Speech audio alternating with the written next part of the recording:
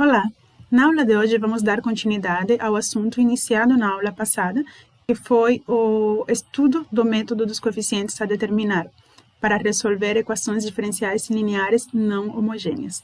Bem, então vou deixar aqui em cima o link da aula passada e é importante ter assistido ela antes de assistir essa aula. Bem, para resolver essa equação, a primeira coisa que a gente faz é considerar a equação homogênea associada, que é essa equação que nós temos aqui, onde a gente colocou zero no lugar do R que tínhamos aqui em cima. Certo? Essa equação homogênea aqui embaixo, para resolvê-la, a gente considera a equação característica e, baseada nas raízes da equação característica, a gente encontra duas soluções linearmente independentes da equação homogênea. Certo? Chamamos essas soluções de y1 e y2. E a solução geral da equação homogênea, estamos chamando de YH, vai ser dada por todas as possíveis combinações lineares dessas duas soluções linearmente independentes. Certo? Então, a gente viu que para ter a solução geral da equação não homogênea, essa que temos aqui em cima, nós devemos encontrar uma solução particular da equação não homogênea e adicionar a solução geral da equação homogênea, certo? Então, a gente reduz a nossa tarefa a encontrar uma solução particular da equação não homogênea.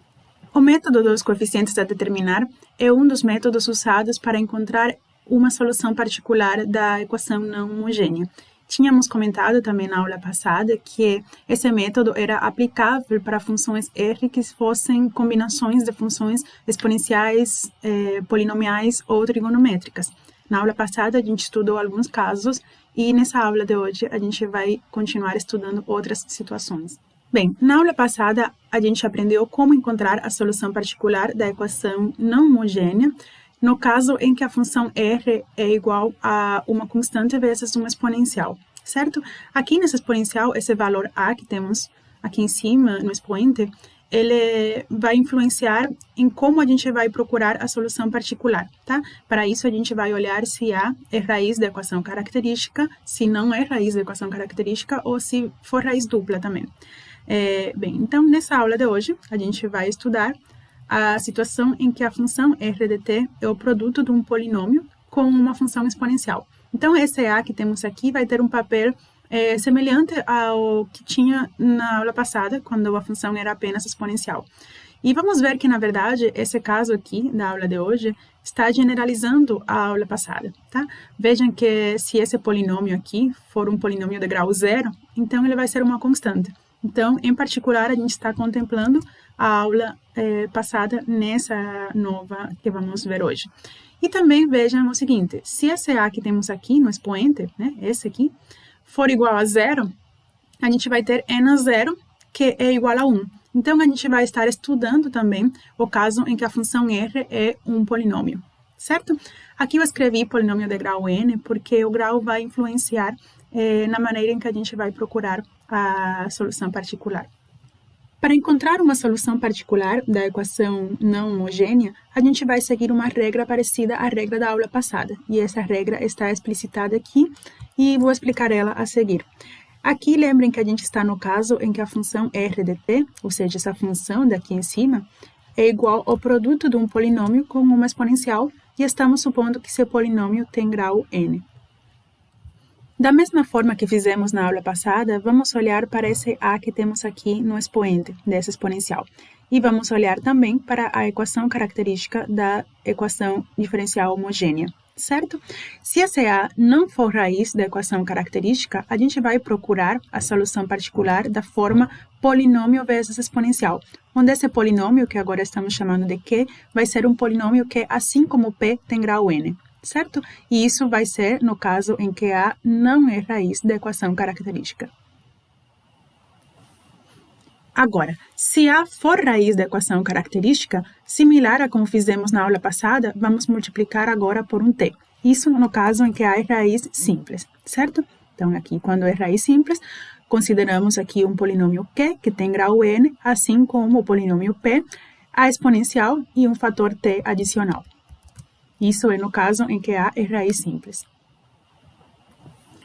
E por último, no caso em que A é raiz dupla da equação característica, vamos procurar a solução particular como sendo o produto de um polinômio de grau n, o mesmo grau que o polinômio p, a exponencial e um fator t ao quadrado adicional.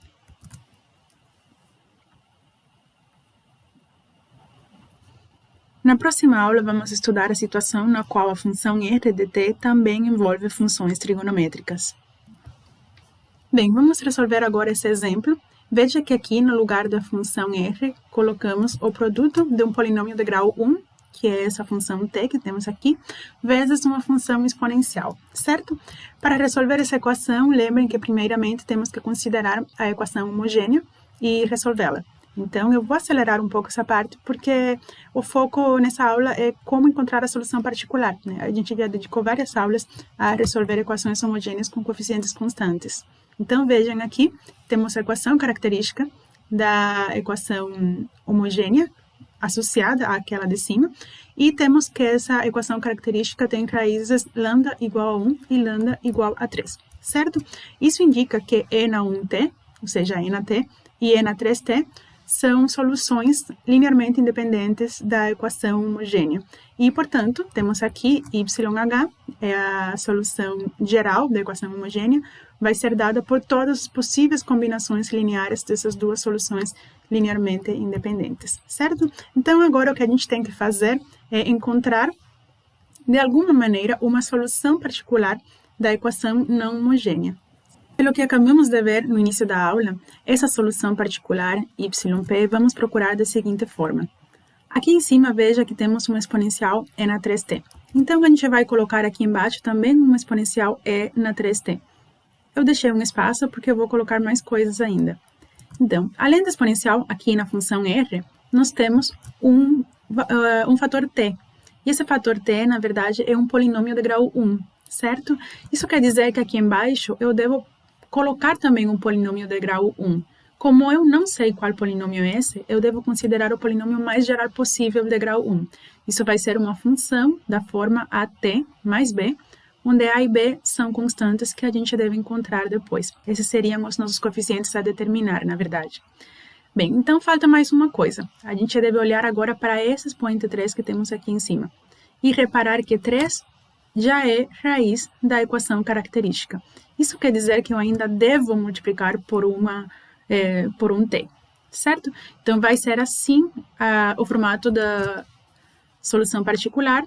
Juntando esses dois primeiros fatores, vamos ter que procurar uma função da forma at² mais bt, tudo isso vezes e na 3t, onde a e b são coeficientes a determinar. Agora, para encontrar o valor de a e b, vamos substituir aqui o que temos na solução particular na equação diferencial não homogênea aqui em cima.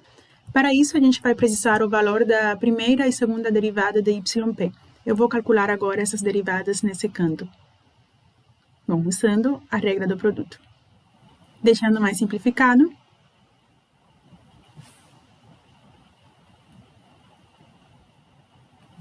mais uma vez simplificando, aqui depois de ter usado a regra do produto. Bem, aqui já estão as duas derivadas de primeira e segunda ordem calculadas e simplificadas aqui nessas segundas linhas. E para fazer mais espaço agora, eu vou apagar essa linha e essa outra linha, que são passos intermediários. E vou ficar com o que interessa, que é a forma simplificada agora das derivadas. Bem, agora vamos substituir o valor de yp aqui em cima na equação diferencial, certo? Olhamos para a equação diferencial, onde temos y', colocamos o valor da segunda derivada de yp, onde temos y', colocamos o valor da primeira derivada, onde temos y, colocamos o valor de yp, que está aqui em termos de a e b. A expressão que vai ficar é essa que eu vou colocar agora a seguir. Vejam que tanto yp quanto suas derivadas têm o fator comum e na 3t. Então, eu já vou deixar esse fator em evidência, certo? Então, vamos ficar com essa expressão.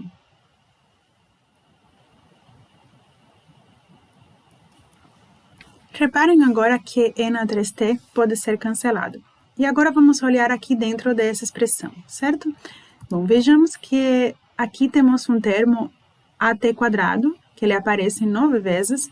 Aqui também temos at², que aparece 4 vezes 3 vezes, ou seja, 12, com um sinal negativo aqui na frente. E temos aqui também at² vezes 3. Ou seja, vamos ter 9 menos 12 mais 3, que é igual a 0. Isso quer dizer que o termo at² se cancela. Bem, vamos olhar agora para o termo at. Vejam que at aparece aqui agora 12 vezes e at aparece novamente aqui. Com 2 vezes 4 vai ser 8, né? Na verdade é menos 8. E não aparece mais depois. Então, vamos ter 12 menos 8 é igual a 4at. Então, aqui embaixo vamos escrevendo que estamos ficando com o termo 4at. Certo, vamos continuar agora aqui em cima. 9bt aparece aqui. Vamos ver, a próxima vez que aparece bt é aqui, que aparece 3 vezes 4, 12 vezes, também com um sinal negativo aqui na frente. E também temos um bt aqui. Vejam que ele aparece multiplicado por 3, certo? Então, temos 9 menos 12 mais 3 bt. Isso é igual a 0, quer dizer que bt também cancela. Bem, vejamos agora os termos independentes, aqueles que não têm t. Vejam que aqui temos 2a e não aparece a em nenhuma outra parte. Então, vamos escrever aqui embaixo 2a, certo? Vamos olhar agora para b. Aqui temos 6b e depois, mais na frente, voltamos a ter b aqui. E aqui b está sendo multiplicado por menos 4. Então, vamos ter 6b menos 4b, isso aí é igual a 2b. Então, aqui acrescentamos 2b. Isso vai ter que ser igual a t, que foi o que nos restou no lado direito, uma vez que a gente cancelou na 3t. Vejam que o que temos aqui agora embaixo é uma igualdade de dois polinômios de grau 1, certo? O termo t², que tínhamos aqui em cima, esse termo se cancelou. E isso foi muito bom, porque senão seria impossível igualar um polinômio de grau 2 com um polinômio de grau 1. E o fato desse termo ter se cancelado é porque a gente escolheu da maneira certa essa solução particular que estamos procurando, certo? Então, agora nos resta encontrar as constantes a e b, e para isso vamos igualar esses dois polinômios coeficiente a coeficiente. Então, vamos olhar aqui na esquerda o coeficiente de t, que é o termo de grau 1, e aqui na direita o coeficiente de t. Bom, na esquerda o coeficiente é 4a e na direita o coeficiente é 1. Então, temos que 4a deve ser igual a 1. E agora vamos olhar a 2a mais b, que é o coeficiente na esquerda, o termo independente, e o termo independente na direita é 0. Então, temos aqui que 2a mais 2b é igual a 0. E temos aqui um sistema simples para resolver, um sistema de equações lineares, onde temos duas equações e duas variáveis. Bem, dessa primeira equação, é fácil isolar o a. A gente vê que a é igual a 1/4. E na segunda equação, a gente percebe facilmente que a e b tem sinais trocados, ou seja, a é igual a menos b. Então, no lugar de b, temos que escrever menos 1/4, uma vez que já sabemos que a é igual a 1/4. E aqui estão os valores de a e b que a gente queria encontrar. E com isso, acabamos de encontrar uma solução particular da equação não homogênea. É só colocar o valor de a e b encontrados aqui em cima em yp. Então, vamos ter que yp igual a t² menos t dividido por 4 vezes e na 3t é solução da equação homogênea. E também vamos ter a solução geral. A solução geral, sabemos que é a soma de uma solução particular com a solução geral da equação homogênea. Então, vamos escrever aqui embaixo, y de t vai ser igual a t² menos t sobre 4 vezes e na 3t, mais combinações lineares, que podem ser, que são todas as possíveis, de e na t com e na 3t. Bem, agora eu deixei aqui em cima o exemplo 1 que acabamos de resolver, já organizado. Eu tirei o desenvolvimento, deixei apenas o enunciado e a solução. Vejam que aqui nós temos a solução particular que foi encontrada e aqui temos a solução geral da equação diferencial não homogênea, que é dada pela soma de uma solução particular com a solução geral da equação homogênea. Eu deixei esse exemplo aí porque eu quero usar ele no próximo exemplo que eu vou fazer, tá? Esse outro exemplo é muito parecido com o exemplo de cima, a única diferença é que aqui temos uma constante 8 adicionada no lado direito. Bem, então, vamos ver como é que a gente lida com isso.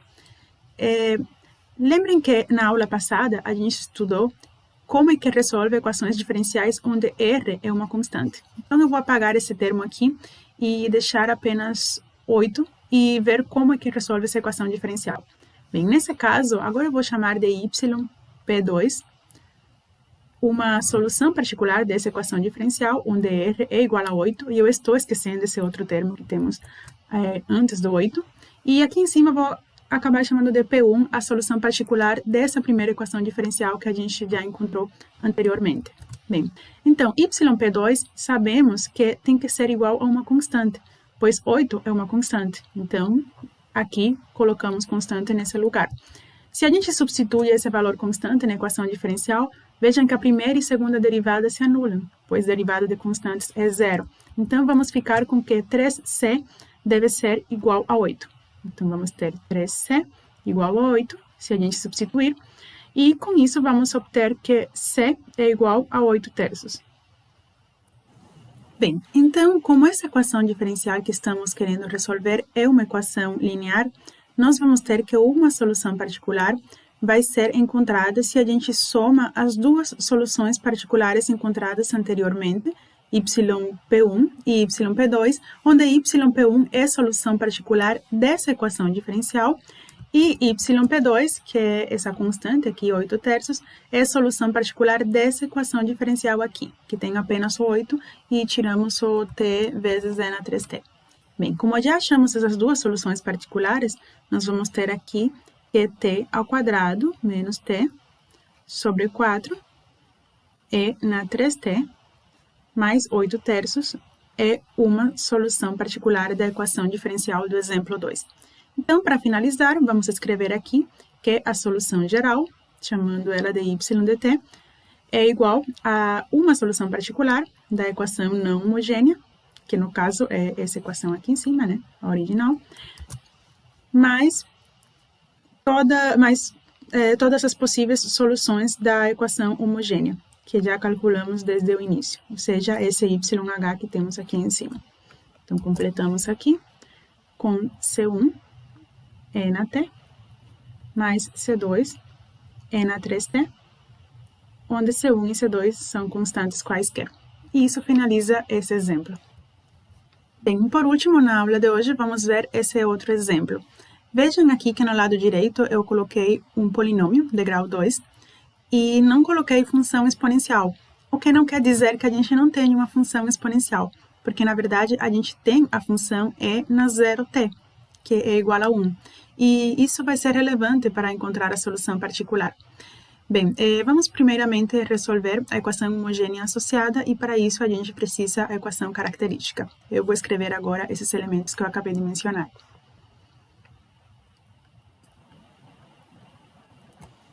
Bem, aqui temos a equação característica da equação homogênea e suas duas raízes, que são lambda igual a 0 e lambda igual a 4.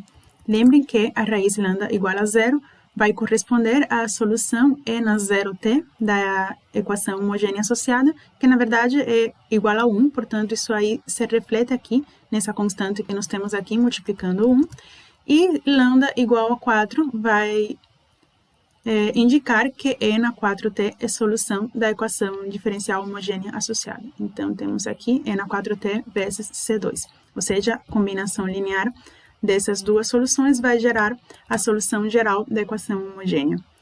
Bem, então agora vamos precisar encontrar uma solução particular da equação diferencial não homogênea. Para isso, vamos olhar agora para a expressão r de t que temos aqui em cima e reparar que aqui temos um polinômio de grau 2.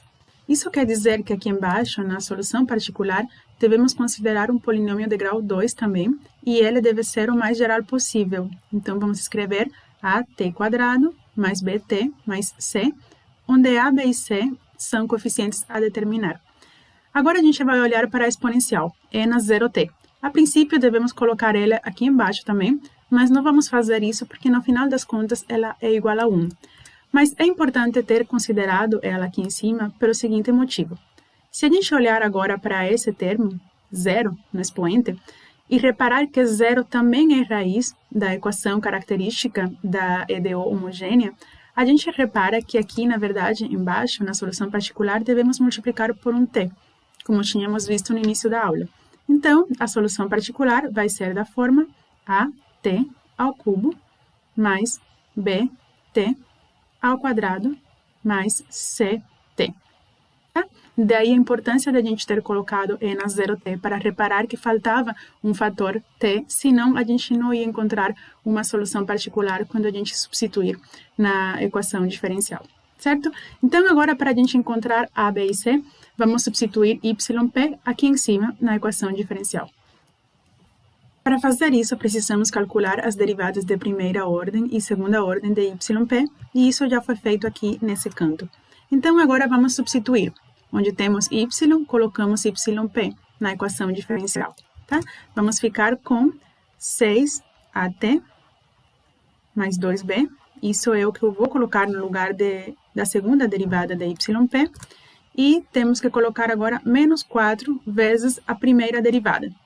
Aqui, veja onde está a primeira derivada. Temos aqui 3at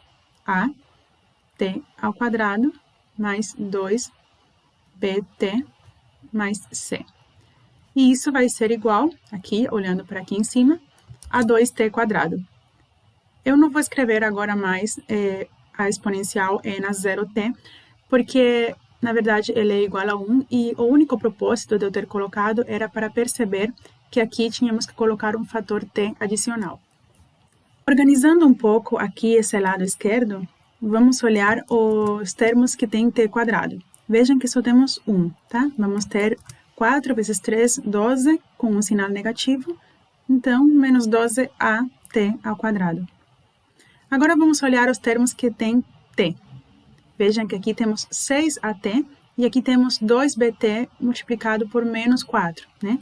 2 vezes 4 é 8. Então, na verdade, temos 6a menos 8b. Tudo isso multiplicado por t.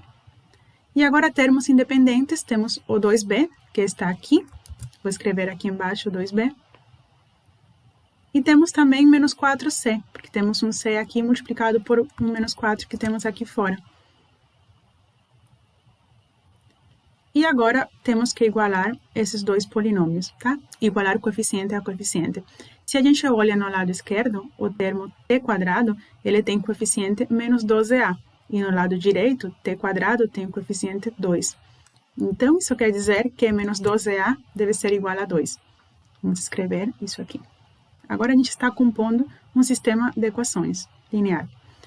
Agora, vamos olhar para o termo t. Ele não aparece no lado direito. Então, o coeficiente que temos no lado esquerdo deve ser igual a 0. Temos 6a menos 8b igual a 0. E o termo independente é 2b menos 4c na esquerda e vai ser 0 na direita. Então, temos 2b menos 4c igual a 0. E aqui temos um sistema linear composto por 3 equações e 3 variáveis, e vamos resolver esse sistema para encontrar A, B e C. Para resolver esse sistema de equações, a gente isola A na primeira equação e obtém o valor dela. Depois, tendo o valor de A, substitui na segunda equação e encontra B. E tendo B, substitui na terceira equação e encontra C. Aqui eu já coloquei os valores de A, B e C. E com isso, vamos ter qual é a solução geral da equação diferencial não homogênea.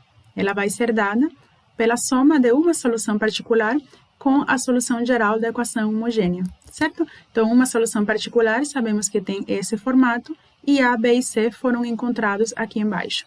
Então, vamos escrever aqui, no lugar de A, menos 1/6, vamos ter menos 3 ao cubo, menos t ao cubo sobre 6.